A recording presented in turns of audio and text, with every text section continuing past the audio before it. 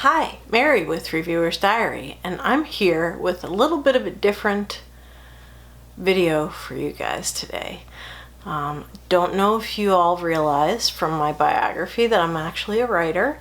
I've written 1.5 novels, and the first one is still in the process of being edited once again because I added a character. Oh, it's like I have to add that character through the whole story. So that's going to be a little bit of a challenge, but I do have an agent who wants to see it as soon as it's done. So I'm very lucky. So what I'm doing here today is I'm here to talk about my favorite writing books. I was going to do 5, but I have to say, okay, well, it ended up being 6. So, most important and first book, let's see, it's one of these, and I'm not sure which one is most important.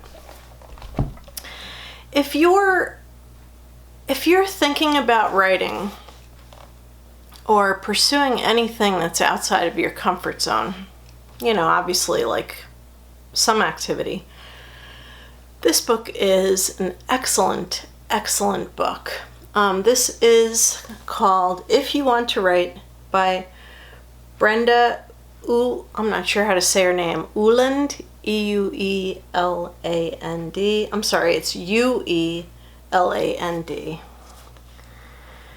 And this is probably the most encouraging book that I've ever read. It just really makes you feel like, okay, I can do it, I can do it, I really can. And so it's just really affirming, and it's really, really good. And it's not just for writers. I think this book would be good for anybody. Honestly, it's very life-affirming and encouraging. So that's why this book was included. Now, what it was competing with was a book called Self-Editing for Fiction Writers. This book is a gem. This book is written so that you can read it after you've already written something and do your editing. But let me tell you, from my experience reading this book more than once, this is a book that you can refer back to multiple times.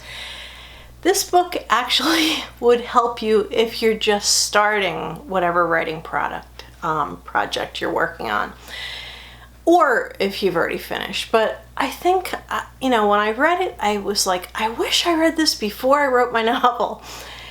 I didn't get my hands on this until later, after I had already written my novel, and by then I was like, oh my god, this thing is a gem. So yeah, it's good for people who've already written a novel, but honestly, if you're thinking about writing, this is an excellent book to pick up. And basically it's, gives you like all kinds of like things to watch out for, grammar-wise, format-wise, paragraph-wise, but it's not so dry that it's one of those, like if something's really dry to read, a lot of times you're reading and your mind is actually, even though you're reading, is off doing something else. Those are the times that you find yourself reading the same paragraph more than once. But this book is one that you should pick up if you're thinking about writing, or you want to write, or even if you're writing, for your blog, or writing. It's just a basic, great, all-around writing book. So this really should be number 1, but I have to say this one was number 1 just because it's so affirming and encouraging, and you read this one and you feel like, oh, that's wonderful. You read this one and go, oh, I wish I knew all this stuff before. So those are 2 of my 6 favorite books. The next favorite, and one that I've read about 20 times, and every time I read it, it makes me want to sit down and write. And that is, believe it or not, The Weekend Novelist, and this is by Robert J. Ray. So you'd think, okay, well, weekend novelist, oh yeah, well, if you're only going to write once a week, blah, blah. No. You read this and it's got It's like jam-packed with the greatest information. This is actually a second copy I bought because somehow I lost the other copy, or I gave it away or something, thinking I'll never read that again. And of course, here I am with another copy, and I've read it again. It is a book that you can read over and over and over again, and every time I open it, it makes me want to write. And so that is why this is one of my favorite writing books. The next one is by an author that many of you are familiar with, and it's called Escaping into the Open, and it's by Elizabeth Berg. She's written quite a few books. One of these is Talk Before Sleep. I have several of her books, and she's quite a gifted writer. She happens to be a registered nurse like I am, and she basically, like, it's not just a writing instructional, it's kind of more in the vein of this book. Very encouraging, full of like personal experiences, does have writing exercises in there that can help some people. I'm not fond of writing exercises, I'd just rather just sit down and write. But this is seriously like one of the very best writing books for encouraging you and giving you like a small foundation to work from. I have two more. I actually saved the one that I'm reading currently again for last, so I'm going to throw this book in and you're going to be shocked.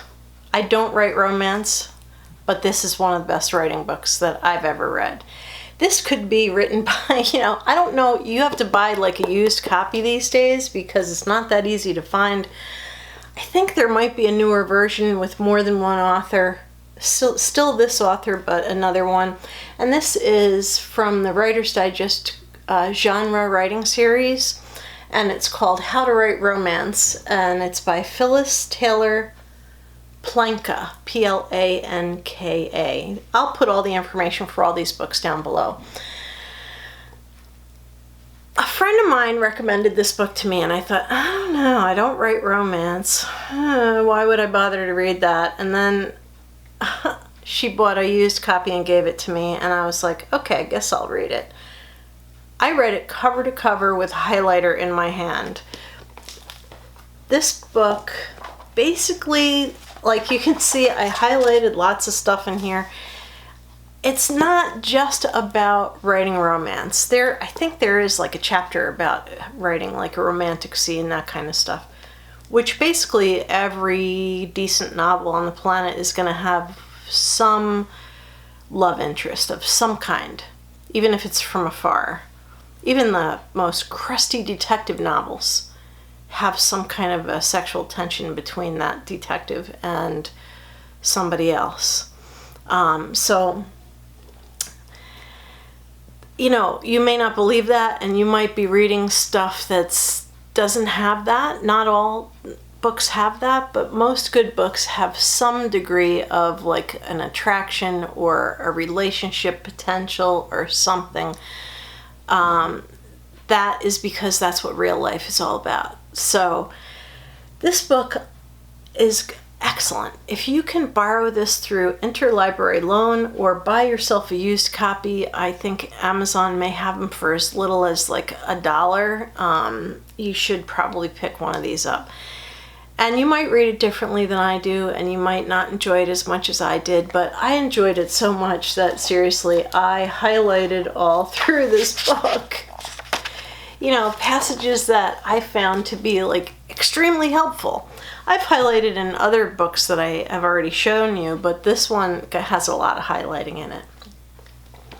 So now I'm going to go on to a book that I'm currently reading, and it's the last one. I'm currently reading this book, and I've read it before, and it is Manuscript Makeover by Elizabeth Lyon.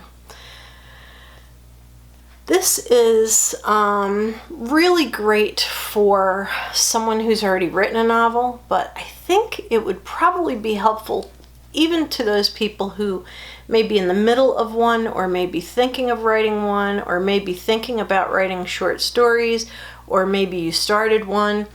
This is a really great book about revision. Now, I used to have 3 full shelves of writing books. That used to be my, like, you know, I go through like, well, this is my passion this week, and this is my passion that week. But writing has been one that has carried through my entire life. I did give away 2 shelves full of writing books after I read them, but I retained my favorites. This one was originally, the first time I read it, it was a library book. So you can borrow this from your local library. But I read it so many times that I was like, I should just buy my own copy. This is getting crazy. I think I got a copy of this for like, maybe it was like $5 on Amazon. I'm sure that you can find like penny copies now, also on Amazon. This is really, really good. It's, as you can see, it's not a little book. It's many, many pages. Let's see, how many pages are you? 344 pages of editing, writing. She does say in this that, yes, you can read this from like the word go, like the first word of your work, or you can read it after you've finished your work. I sort of wish that I was not finished with my novel yet when I read this the first time. Or I think I was working on another project at that time, because I read it, gave it back to the library, read it, gave it back to the library, read it, gave it back to the library. It was like crazy, which is why I bought my own copy. I used copy on Amazon. So this is a book I can't live without. There are a couple here that I can't live without. My highest recommendations for all these books, well, you know what? It depends on where you're at. If you're just entering the foray into writing, this would be a good book. This is Elizabeth Berg's book, Escaping into the Open. This would be a good one if you're just like kind of starting out. This would be a good one if you lack confidence, or you just need a little bit of encouragement. And this is actually a good all-around book for anybody. This is a really good book for if you're just starting out, but it'll also encourage you to write even after you've been writing for a while. So you see, I can't really eliminate any of these. This, though, is a book that you should get now. If you're writing anything, you should get this book right now. This is the #1, and it's Self-Editing for Fiction Writers by Rennie Brown and Dave King. How to edit yourself into print. You know, a lot of people write and write and write, and they love to write, and they end up writing crap. This is the crapometer. This will stop you from writing crap. So, yeah. Maybe that's #1. And of course, that leaves these 2, and these are both great. As far as the editing books go, I'd say this is for beginners and everyone. And this is for someone who's probably written quite a bit already, and not exactly beginner, because they talk about what to look for in your characters and that kind of stuff. So this one for the beginner and continuous editor, and this one for someone who's already written some stuff, at least part of a novel, and wants to perfect it and keep it going. So I hope this has been helpful to people who write out there. This channel is going to start to feature a lot other content besides makeup. I will still do makeup videos. So I hope this has been helpful, and I hope you write. And if you are a writer, I hope that you consider picking up these 6 books. Even the romance one is not really so much about writing romance as it's just a really good writing book. So thank you for watching. This has been Mary with Reviewer's Diary and my absolute favorite writing books. Seriously. I can only hold 5 of them. So anyway, my absolute favorites. Thanks and have a beautiful evening. Good night.